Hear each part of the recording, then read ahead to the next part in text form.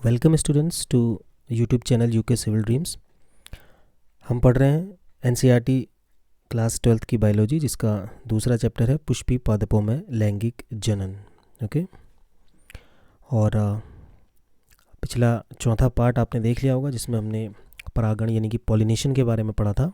ठीक है, अब इस पार्ट में हम परागण के आगे पढ़ेंगे। जब परागकण मादा अंग यानी कि वर्तिकाग्र पर पहुंचेंगे तो इसके बाद जो भी परिवर्तन होंगे पुष्प के अंदर, उन घटनाओं को हम ध्यान से समझेंगे इस पार्ट में। ये पार्ट 5 है आपका। ओके, चलिए तो देखते हैं हमारा अगला टॉपिक।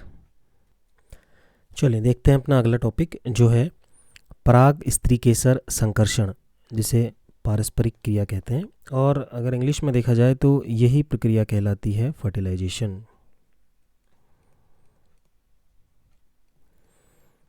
यानी कि फर्टिलाइजेशन का हिंदी अर्थ मैंने आपको बताया था निषेचन, जिसे हम कहते हैं। ठीक है, यानी कि ये जो प्रक्रिया है पराग स्त्री केसर संकर्षण। आप ध्यान से देखिए, इसमें एक शब्द आया पराग, जो कि पराग कण के लिए है, और स्त्री केसर आपको पता ही है, जो इस तरह का पार्ट होता है जिस पर कि फीमेल का पोर्शन जो होता है, दिस इज स्त्री केसर। ठीक है, तो ये परागकण और स्त्री केसर के बीच का जो संकर्षण है, उनके बीच का जो इंटरेक्शन है, उसके बारे में यहाँ पर बात की गई है। इसके लिए हमें फिर से पुष्प का एक चित्र देखना पड़ेगा, जिससे आपको और अच्छी तरह से ये चीज़ समझ में आएगी।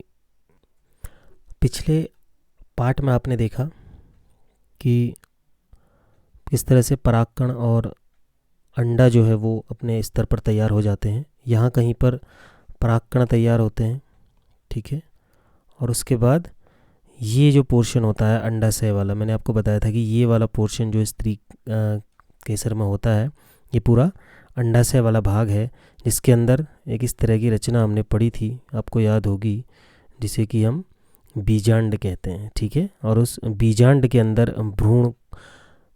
भ्रूणकोश आपने देखा था, भ्रूणकोश के अंदर एक इस तरह का स्ट्रक्चर आपने देखा था, जिसमें कि 3 प्रतिव्यासांत कोशिकाएं, यहाँ पर अंड उपकरण, और एक ये कोशिका जिसे हम एग यानी कि अंडा कहते हैं, यही मादा युग्मक होता था। ये सारा स्ट्रक्चर इसके अंदर हमने पढ़ लिया था। ठीक है, और ये परागकोश के अंदर परागकण का निर्माण भी हमने पढ़ लिया था।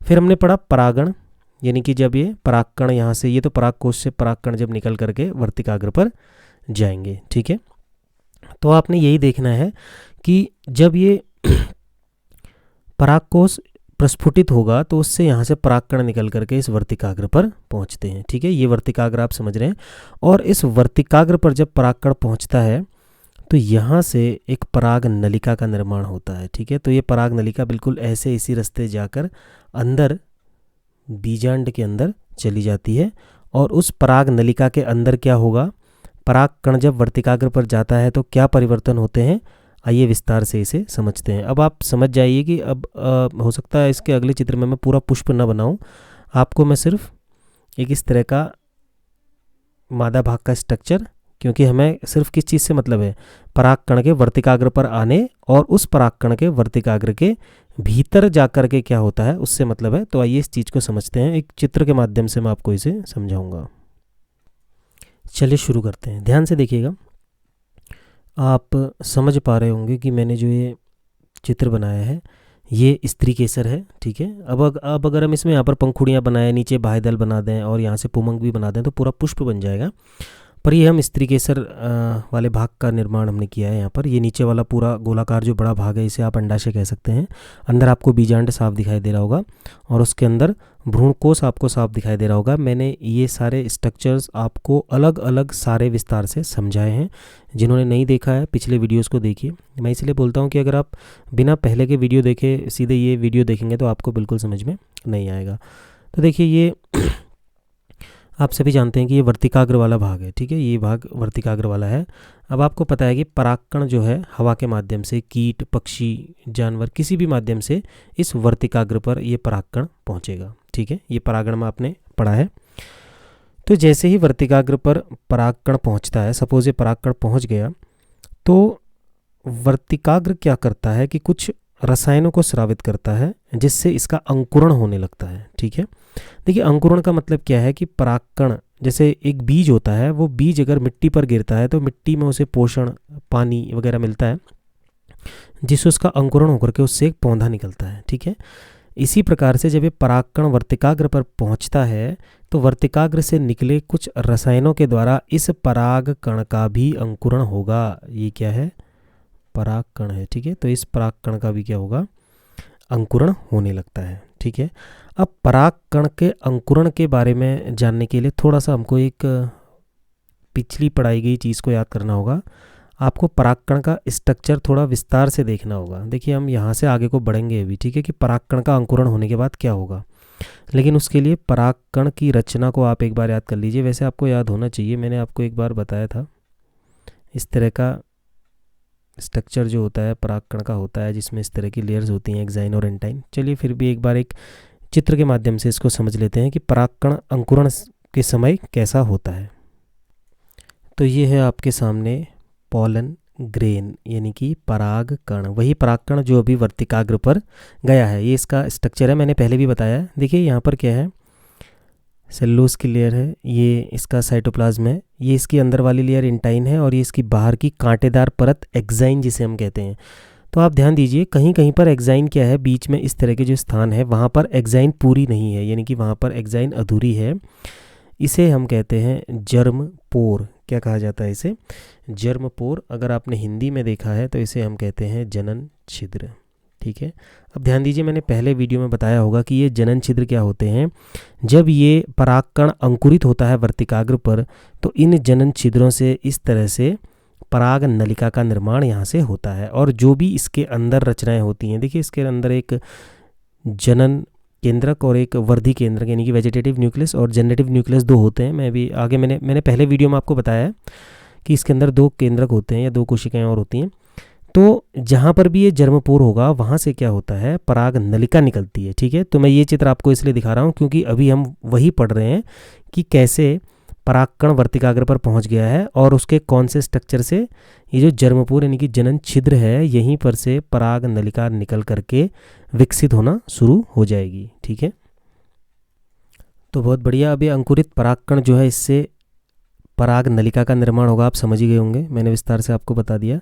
तो ये पराग नलिका इस तरह से, ठीक है ना, इस तरह से पराग नलिका जो है ये विकसित होते होते यहाँ से अंडाशय के अंदर जा कर के और ये बीजांड के अंदर जा कर के भ्रूण कोश के अंदर चली जाती है। आप ध्यान से देखिए। ठीक है, ये पराग नलिका जो कि अभी अभी परागकण से विकसित हुई है कहाँ चली गई, अंत में भ्रूण कोश के अंदर चली गई है। ये आपका भ्रूण कोश है। ठीक है, ये आपका बीजांड है और ये आपका अंडाशय है। अब मैंने आपको ये स्ट्रक्चर पहले समझाए हैं सारे के सारे। ठीक है, और पराग नली का निर्माण जनन छिद्र से हो रहा है, ये भी आपने देख लिया है।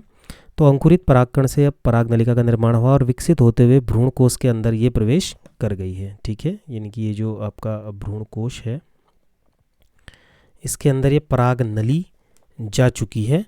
ठीक है, और अब आप एक बार और परागकण का एक स्ट्रक्चर और देखिए कि जो दो केंद्रक उसके अंदर होते हैं उससे क्या निर्माण होता है, क्योंकि यहाँ तक आपकी समझ में आ चुका है कि परागकण द्वारा पराग नलिका भ्रूण कोश के अंदर जा चुकी है। अब आगे क्या होगा, इसके लिए आपको एक बार फिर से परागकण का स्ट्रक्चर देखना पड़ेगा।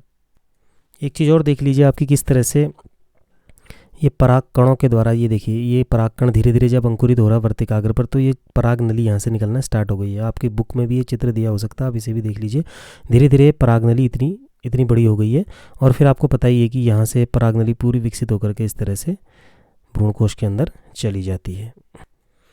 आगे क्या होगा ये जानने के लिए आप फिर से इस परागकण की रचना को देखिए। इसके अंदर दो केंद्रक हैं, एक ये आपको दिखाई दे रहा है, दूसरा ये आपको दिखाई दे रहा है। इस वाले केंद्रक को वेजिटेटिव न्यूक्लियस जिसे हम वर्धी केंद्रक कहते हैं। क्या कहते हैं, वर्धी केंद्रक। और ये जनरेटिव वाला न्यूक्लियस जिसे हम जनन केंद्रक कहते हैं, जनन केंद्रक। ओके, वर्धी केंद्रक और जनन केंद्रक, दो प्रकार के केंद्रक इस परागकण के अंदर पाए जा रहे हैं, ये आप देख लीजिए। अब होगा क्या, ये जो जनन केंद्रक है, ठीक है ना, ये जो जनन केंद्रक है ये वाला जनन केंद्रक विभाजित होकर के दो नर युग्मकों का निर्माण करेगा। दो नर युग्मक बनाता है। ध्यान से आपको ये समझना है कि जो ये जनन केंद्रक है ये वाला, इस जनन केंद्रक से दो नर युग्मकों का निर्माण होता है। यानी कि अब इस परागकण के अंदर क्या क्या बच गया, एक तो ये वर्धी केंद्रक बच गया और ये जनन केंद्रक जो है वो दो नर युग्मकों में विभाजित हो गया। तो हमारे परागकण के अंदर अब क्या है, दो नर युग्मक। पूछा जा सकता है कि दो नर युग्मकों का निर्माण किस केंद्रक से होता है, तो आप कहेंगे जनन केंद्रक से होता है, जो कि परागकण के अंदर पाया जाता है। ठीक हो गया। तो दो नर युग्मकों का निर्माण अब हो चुका है। चलिए अब आगे देखेंगे कि क्या होगा। तो अभी अभी आपने क्या देखा कि दो नर युग्मकों का निर्माण यहाँ पर हो चुका है। तो वो दो नर युग्मक जो हैं वो इस परागकण से इस पराग नलिका के अंदर आ जाएंगे। यानी कि इस रास्ते जो है वो दो के दो नर युग्मक अब कहाँ चले जाएंगे, अंत में जहाँ तक ये पराग नलिका गई है, यानी कि भ्रूण कोष तक। ये देखिए एक नर युग्मक ये है, दूसरा नर युग्मक ये है। ये कैसे बना मैंने आपको बता दिया। तो ये दो के दो नर युग्मक अब भ्रूण कोष के अंदर चले जाएंगे। अब यहीं से शुरू होगी असली कहानी। सबसे ज़्यादा ध्यान देने की आवश्यकता आपको यहाँ पर है। ठीक है, इतना आप समझ गए होंगे, ये बहुत ईजी है, कोई भी समझ जाएगा। अब जो होने जा रहा है, यानी कि ये दो नर युग्मक अंदर किस किस स्ट्रक्चर को बनाएंगे, ये आपको बहुत ध्यान से समझने की आवश्यकता है। इसके लिए आपको भ्रूण कोष के बारे में अच्छी तरह से जानकारी होनी चाहिए। चलिए देख लेते हैं अब ये दो नर युग्मक क्या करेंगे आगे जाके। देखिए ये स्ट्रक्चर जो है भ्रूण कोष का, ये आपको पहले से पता है कि ये तीन प्रतिव्यासांत कोशिकाएं होती हैं। ये दो जो हैं ये दो केंद्रक, द्वितीयक केंद्रक इन्हें हम कहते हैं। ठीक है ना, मैंने आपको पहले बताया था कि इन दो केंद्रकों को क्या बोला जाता है, द्वितीयक केंद्रक बोला जाता है। जिन्होंने पिछला वीडियो अच्छी तरह से देखे हैं सारे पीछे के, उनको सब समझ में आ रहा होगा। और यहाँ पर तीन कोशिकाएं होती हैं, इनमें से बीच वाली जो होती है वो अंड कोशिका होती है, यानी कि ये मादा युग्मक होता है। ठीक है, ये होता है मादा युग्मक। और जो ये दो कोशिकाएं होती हैं ये सहायक कोशिकाएं होती हैं। बार बार इसको बताने की आवश्यकता नहीं है। तो हमें अब ये जानना है कि जो परागकण के अंदर से दो नर युग्मक आए उन्होंने क्या किया। ठीक है, तो दो नर युग्मक में से आप दूसरे को छोड़ दीजिए, पहले देखिए कि पहला वाला नर युग्मक क्या करता है। तो जो पहला नर युग्मक होता है वो यहाँ से आकर के इस द्वितीयक केंद्रक के साथ मिल जाता है। किसके साथ मिल जाता है, द्वितीयक केंद्रक के साथ। ध्यान से देखिएगा, यहाँ पर पहले से दो केंद्रक हैं, एक नर युग्मक आकर के मिल गया तो ये हो गया तीन केंद्रक वाला, इसलिए इसको हम बोलते हैं 3n। ठीक है, दो केंद्रक पहले से हैं, एक अभी नर युग्मक आकर के मिल गया और ये 3n स्ट्रक्चर बन गया। ये जो रचना बनती है इसे हम कहेंगे, ध्यान से चलिए मैं नीचे वाला पहले मिटा देता हूँ क्योंकि यहाँ पर लिखने की जगह नहीं हो रही है। ठीक है, तो अब जो ये जो स्ट्रक्चर बना अभी ठीक है, ये तीन केंद्रकों वाला जो स्ट्रक्चर बना, बहुत इंपॉर्टेंट नाम है, इसे हम कहते हैं प्राथमिक भ्रूणपोष केंद्रक। नोट कर लेना, प्राथमिक भ्रूणपोष केंद्रक। ठीक है, ये रचना अभी अभी बनी है। कब बनी, जब पहला नर युग्मक आकर के इस द्वितीयक केंद्रक से मिलता है। तो जो ये तीन केंद्रक वाली रचना इसके अंदर बन रही है इसे हम कहेंगे प्राथमिक भ्रूणपोष केंद्रक। और यही प्राथमिक भ्रूणपोष केंद्रक बाद में विकसित होकर के भ्रूणपोष का निर्माण करता है। किसका निर्माण करता है, भ्रूणपोष, जिसे इंग्लिश में बोलते हैं एंडोस्पर्म। क्या बोला जाता है, एंडोस्पर्म बोला जाता है। देखिए ध्यान से समझिए, आपके पास पहले से एक अंडाशय था, उसके अंदर एक बीजांड था, बीजांड के अंदर एक भ्रूणकोष था। भ्रूणकोष में ये आपने पहले भी पढ़ा है कि 7 कोशिकाएं, 8 केंद्रक होते हैं इसके अंदर। ठीक है, 1 2 3 4 5 6 7 8 केंद्रक और 3 कोशिकाएं, ये 3 नीचे वाली और एक बीच वाली को बड़ी कोशिका हम मानते हैं। ठीक है, तो सिंपल है, बाहर से दो नर युग्मक आए। दूसरे वाले के बारे में हम अभी बात करेंगे। पहला वाला जो नर युग्मक है ये सीधे इन दो केंद्रकों के साथ मिल गया और इसने जो रचना बनाई उसे हम कहते हैं प्राथमिक भ्रूणपोष केंद्रक।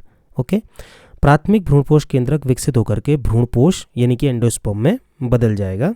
ठीक है, अब भ्रूणपोष फल का एक भाग होता है, आपको नाम से समझ जाना चाहिए। भ्रूणपोष, पोष का मतलब होता है पोषण देने वाला, यानी कि भ्रूण को पोषण देने वाला। इसका रोल क्या है ये मैं भी आपको बताऊंगा, पर आप पहले इतना समझ लीजिए कि पहले नर युग्मक ने किस चीज़ का निर्माण कर लिया है। ठीक है, चलिए अब बात करते हैं दूसरे वाले नर युग्मक के बारे में। अब बात करते हैं दूसरे केंद्रक की। जो दूसरा नर युग्मक है, पहला वाला तो यहाँ मिल गया। ठीक है, अब जो दूसरा नर युग्मक है वो क्या करेगा, वैसे आप लोग समझ गए होंगे क्योंकि जो मुख्य काम है जनन का वो अभी तक हुआ नहीं है। ठीक है, दूसरा केंद्रक क्या करेगा, ये जो सहायक कोशिकाओं के बीच में अंड कोशिका होती है, ठीक है, जिसे हम एग कहते हैं, अंडा जो होता है, ये दूसरा केंद्रक उसके साथ मिल जाएगा। ठीक है, ओके। अब जब ये दूसरा केंद्रक इसके साथ मिलेगा तो यहाँ पर बन जाएगा युग्मनज। क्या बन जाएगा? युग्मनज। और ये द्विगुणित यानी कि 2n होगा। सिंपल, आप समझ गए होंगे। ये अंड कोशिका यानी कि अंडा है, ठीक है, जो मादा के अंडाशय के अंदर ये अंडा है, यहाँ पर इसके चारों तरफ सहायक कोशिकाएं हैं। ये इस जनन की प्रक्रिया में पराग नलिका से पराग कणों को निकालने में, इस तरह की चीज़ों में इनका कार्य होता है। इसके बारे में ज़्यादा डीप हमको नहीं देखना, बट आपको ये याद रखना है कि दूसरा नरयुग्मक आकर के मादा युग्मक से मिलेगा और उसके बाद ये बनाएगा युग्मनज। ठीक है, तो आपने क्या देखा कि जो पहला वाला नरयुग्मक था वो यहाँ पर आकर के उसने इन दो केंद्रकों के साथ मिलकर के तीसरा केंद्रक बनाया, और जो स्ट्रक्चर बनाया उसको हम बोलते हैं प्राइमरी एंडोस्पर्म न्यूक्लियस, प्राथमिक भ्रूणपोष केंद्रक, या PEN इसे बोला जाता है, प्राइमरी एंडोस्पर्म न्यूक्लियस, जो कि बाद में भ्रूणपोष में बदल जाता है। ठीक है, और दूसरा वाला केंद्रक जो है वो आकर के अंड कोशिका, जो कि यहाँ पर स्ट्रक्चर है, उससे मिल जाता है और ये बनाता है युग्मनज। ठीक है, इतना आप समझ गए होंगे। और ये वाली जो प्रक्रिया होगी युग्मनज बनने वाली, ये बहुत इंपॉर्टेंट है, इसे हम कहते हैं संयुग्मन। ठीक है, इसे हम क्या कहेंगे? संयुग्मन। आपसे पूछा किसी ने संयुग्मन क्या होता है, तो आप सीधे सीधे कहेंगे कि जब पराग नलिका द्वारा दो नरयुग्मक आते हैं, उसमें से एक नरयुग्मक जब मादा युग्मक यानी कि अंडे के साथ संगलित होता है या मिक्स हो जाता है, तो उस प्रक्रिया को हम संयुग्मन कहते हैं। इसके फलस्वरूप द्विगुणित युग्मनज यानी कि जायगोट का निर्माण होता है। सिंपल, ठीक है। तो आपने इस स्ट्रक्चर को अच्छी तरह से समझ लिया होगा, और दोनों यानी कि परागकण का जो उद्देश्य था वो पूरा हुआ। देखिए, परागकण का उद्देश्य था अपने अंदर से नर युग्मकों को ला करके मादा युग्मक तक पहुंचाना। ठीक है, अब आप सोच रहे होंगे कि एक विशेष घटना इसमें हुई है। आज तक देखा जाता था कि जब भी जनन की प्रक्रिया होती थी तो एक नरयुग्मक और एक मादा युग्मक हमेशा एक साथ मिलते थे और जनन होता था, युग्मनज बनता था, उस युग्मनज से आगे को भ्रूण बनता था। पर यहाँ पर दो तरह की घटनाएं हुई हैं। पहली घटना यहाँ पर हुई जब पहला नरयुग्मक यहाँ पर आकर के दो केंद्रकों के साथ मिला। और एक बात और आप ध्यान रखिएगा, ये जो दो केंद्रकों के साथ जब मिलता है तो इसे त्रिसंलयन कहते हैं। क्या कहते हैं? त्रिसंलयन। देखिए, इस तरह के नाम आप चित्र के साथ जोड़ लीजिए। त्रि माने तीन, आप खुद ही देखिए, दो पहले से थे, एक नरयुग्मक बाद में आया, टोटल 3 हो गए, तो त्रिसंलयन, ट्रिपल फ्यूजन। और अगर आपसे किसी ने पूछ लिया कि ये प्राथमिक भ्रूणपोष केंद्र या भ्रूणपोष कैसा होता है, 2n या n, तो आप कहेंगे ना 2n है ना n है, ये होता है 3n। ठीक है ना।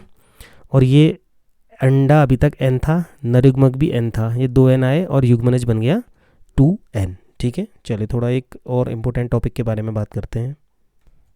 देखिए, तो आप समझ ही गए होंगे, मैंने आपको जो जो समझाया एक बार उसको थोड़ा सा और देख लेते हैं। पराग वर्तिकाग्र पर आया, ये पराग नलिका का निर्माण हुआ कुछ रसायनों के द्वारा, यहाँ से पराग नलिका आकर के यहाँ अंदर चली गई। ये स्ट्रक्चर आप लोगों ने पहले से देखा होगा। ठीक है, भ्रूणकोश का, तो इसमें थोड़ा कम दिखाया गया है। तो यहाँ से परागकण जो था उसके अंदर, जो परागकण के अंदर मैंने आपको बताया था कि 2 केंद्रक होते हैं, एक वर्धी केंद्रक होता है, एक जनन केंद्रक।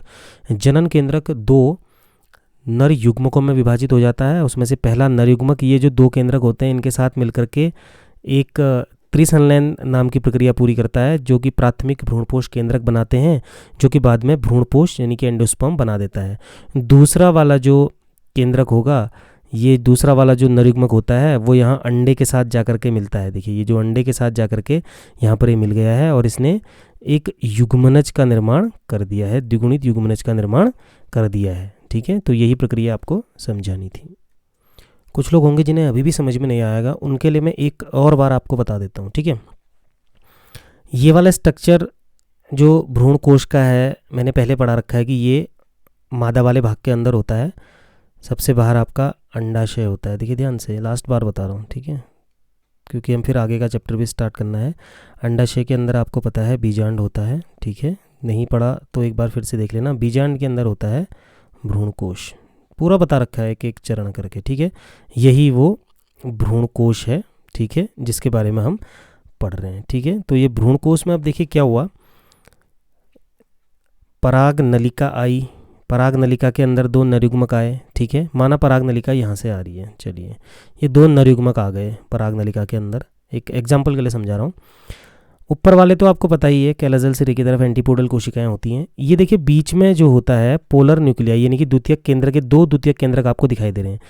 पहला वाला नरयुग्मक क्या चला गया इनके पास, ठीक है, और ये जा कर के यहाँ मिक्स हो गया, ठीक है। अब देखिए पहले 2 थी, अब 3 हो गई, तो ये 3N इसने बना दिया यहाँ पर, जिसको हम बोलते हैं प्राइमरी एंडोस्पर्म न्यूक्लियस, प्राथमिक भ्रूणपोष केंद्रक, जो कि बाद में भ्रूण पोष में बदल जाता है। देखिए कंफ्यूज मत करना, ये चित्र जो है वो भ्रूण कोश का है, ये नाम मैंने भ्रूण पोष लिखा है, भ्रूण पोष यहाँ बन रहा है, जिसको हम बोलते हैं एंडोस्पर्म, ठीक है, समझ जाएंगे, बहुत आसान है, एंडोस्पर्म, ठीक है।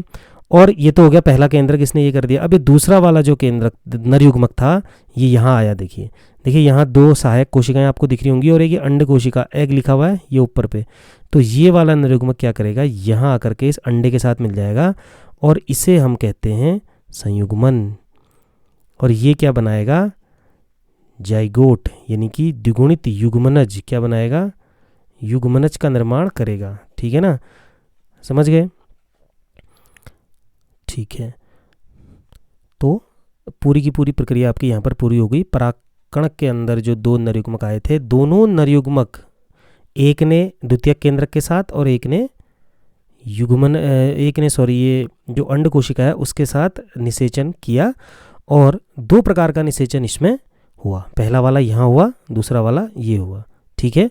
तभी एक बहुत विशेष नाम इसके लिए बोला जाता है दोहरा निषेचन। बहुत बार आपकी किताब में पूछा जाएगा दोहरा निषेचन क्या होता है, डबल फर्टिलाइजेशन बोलते हैं। तो दोहरा, पहला वाला नरयुग्मक यहाँ चला गया, दूसरा यहाँ चला गया, इसी को हम क्या कहेंगे, दोहरा निषेचन। कई बार पूछा जाता है त्रिसंलयन किसे कहते हैं। देखिए पहले से 2 केंद्रक यहाँ पर थे और एक केंद्रक जब आया और तो यहाँ पर इसने 3 केंद्रक हो गए, तो इसलिए इसको त्रिसंलयन कहा जाता है।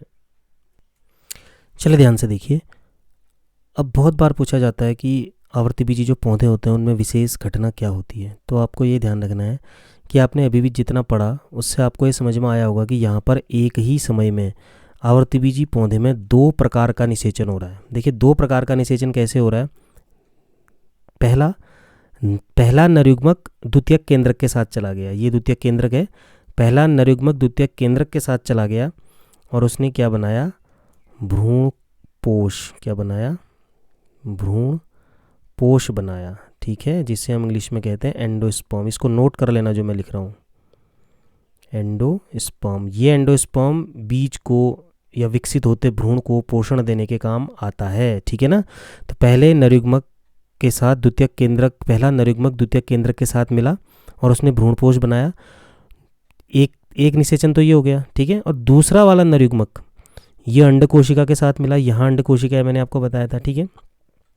दूसरा नरयुग्मक जब अंड कोशिका के साथ मिला तो इसने क्या बनाया, इसने युग्मनज बनाया, ठीक है। आपको पता है युग्मनज से ही भ्रूण बनेगा, ठीक है ना, युग्मनज से ही भ्रूण बनेगा, उसी से बीज बनेगा, उसी से नया पौधा आएगा, तो सबसे इंपॉर्टेंट है। तो पहला निषेचन नरयुग्मक और द्वितीयक केंद्रक, दूसरा निषेचन नरयुग्मक और अंड कोशिका। कितने निषेचन हो गए, 1 = 2 निषेचन हो गए, इसीलिए इसको क्या बोलते हैं, दोहरा निषेचन। हुआ कि नहीं, पहला यहाँ पर हुआ, दूसरा यहाँ पर हुआ, इसलिए इसे दोहरा निषेचन यानी कि डबल फर्टिलाइजेशन कहा जाता है। आपको ध्यान रखना है, ठीक है। देखिए जब युग्मनज विकसित हो जाएगा तो वो भ्रूण का निर्माण करेगा और भ्रूणपोष क्या करेगा, इसी विकसित होते भ्रूण को पोषण देने का काम करता है। मैंने आपको समझा दिया। तो दोहरा निषेचन के बारे में आपको कन्फ्यूजन नहीं करना है, क्योंकि पहला नरयुग्मक और द्वितीयक केंद्रक मिलते हैं, एक निषेचन, दूसरा नरयुग्मक और अंडकोशिका मिलते हैं, दूसरा निषेचन, तो टोटल 2 प्रकार के निषेचन हो जाते हैं। और एक बात और ध्यान में रखिएगा, जो ये अंडाशय होता है ये बाद में बदल जाएगा फल में, और जो बीजांड होता है ये बाद में बदल जाएगा बीज में, ठीक है ना। और एक पॉइंट और मैं आपको बताता हूँ, देखिए दोहरा निषेचन जो है ये आपकी बुक में भी दिया हुआ है, ठीक है, तो आपकी एनसीईआरटी की बुक में है, इसे बढ़िया तरीके से और पढ़िएगा। अब ये पढ़ा हुआ आपको बहुत अच्छी तरह से समझ में आएगा, क्योंकि मैंने दोहरा निषेचन आपको पूरा चित्र सहित विस्तार से बता दिया है, ठीक है। तो बाकी चैप्टर की बची हुई चीज़ें लास्ट पार्ट में करेंगे, ये पार्ट हम यहीं पे ख़त्म कर लेते हैं।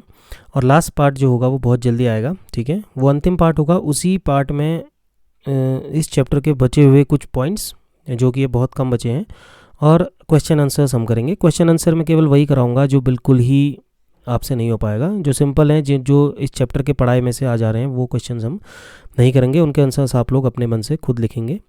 ओके, और चलिए मिलते हैं बहुत जल्द एक नई वीडियो के साथ, और फिर उस लास्ट वीडियो के बाद करेंगे चैप्टर 3 स्टार्ट। ठीक है, चलिए, till then take care, stay healthy.